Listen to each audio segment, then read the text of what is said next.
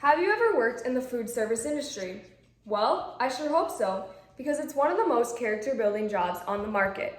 There's nothing more character-building than dealing with people. Servers working in this industry deserve a fair living wage for their much-needed character-building skills. Working in the food service industry, I know how challenging it can be. Most teenagers, like me, work as an extra source of income, but many people work in this industry as their primary source of income. I couldn't imagine using this source as a livable wage. The living wage model provides enough income for people to sufficiently live compared to the non-proportional and unpredictable tipping model. Today we're going to discuss why there's discrimination within the tipping model, why it's unpredictable, and why the living wage is necessary. Let's talk about why it's considered non-proportional first. The service industry is non-proportional and causes workers to face discrimination daily. People of color and women are generally tipped less compared to their white male counterparts. To understand why people of color are tipped less, let's look back at the history of America. After the emancipation of 1863, many freed slaves took jobs in the service industry. Employers took advantage of these newly freed slaves by paying them small salaries, for they promised the extra percentage to be made up in tips. The act of tipping was founded based on exploitation and discrimination, and it has then translated into today's world.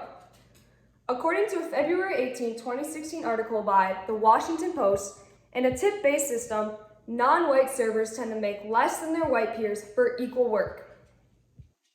Discrimination against people of color still affects how many tips workers receive, and they tend to take home smaller amounts because of this. According to the 2020 census, women earn 83 cents to every dollar earned by men. This statistic shows that women in any occupation are going to make less than men for the same amount of work. Discrimination does not exist against women solely in the service industry, but 2/3 of the service industry is female, so 2/3 of the service industry is making much less compared to males just because they're females. Now that we've discussed the inequality of the tipping system, let's discuss why it isn't stable. Using the tipping model, workers would take home an unpredictable amount of money at the end of each pay period. The living wage model helps workers to be steady, so they don't need to stress if their paycheck is going to be enough that month. The living wage model helps provide stability to employees. According to an April 14, 2015 issue by the Washington Post, on a busy Friday night in New York City's East Village, the friendly and efficient servers at Dirt Candy took home $0 in tips, but they considered it a good night. When you're a server on salary, rather than relying on often miracle guests for your financial livelihood, every night is a good night. In this article, there's an emphasis on the every night being a good one, because once you know you're taking home a stable paycheck, the worries of having to perform well enough each night goes away. Depending on where you live can also affect how much money you're making. The federal minimum wage is $2.13 per hour. Many states have a higher minimum wage. For example, South Dakota's minimum wage is $4.98 per hour. The fluctuations combined with tipping and a small minimum do not provide the stability people crave when trying to make a livable wage. Many worry that service quality will diminish after workers no longer have an incentive to work for tips. And yes, this may be a cause for concern because you're worried that they aren't going to take care of you because they aren't making those extra tips. These people are relying on this as their source of income. They aren't willingly going to lose their job because they're no longer making tips.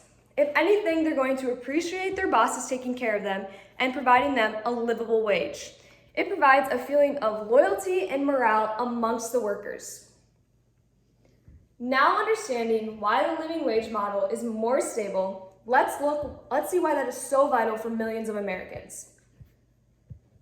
Workers in the service industry must take home living wages to accommodate the needs of living. Many of my peers and I seek employment as a source of small income from miscellaneous things. Many Americans work in these jobs, the food service industry, as means of daily income. Tipping may attract less professional workers than do its alternatives because daily cash payments are more attractive to young,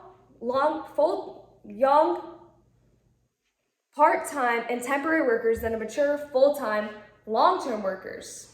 Tipping and its alternatives, business considerations and directions for research, 2008.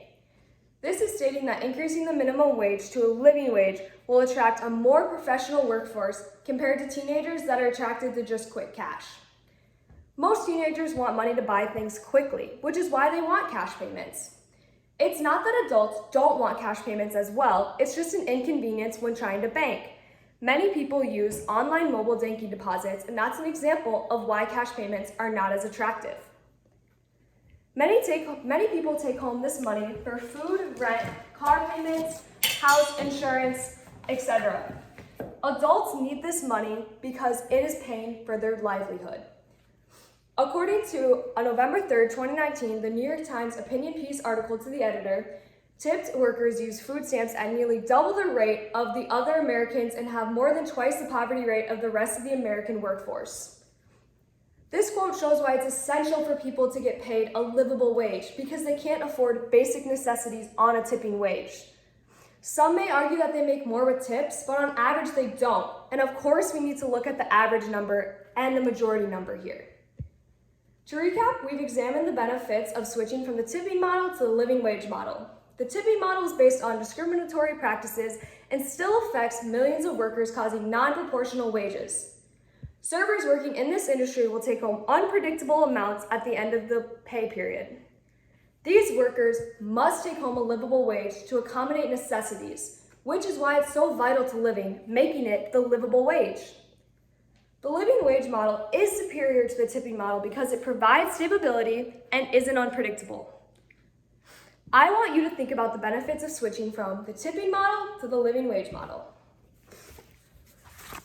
Okay, this is my first note card.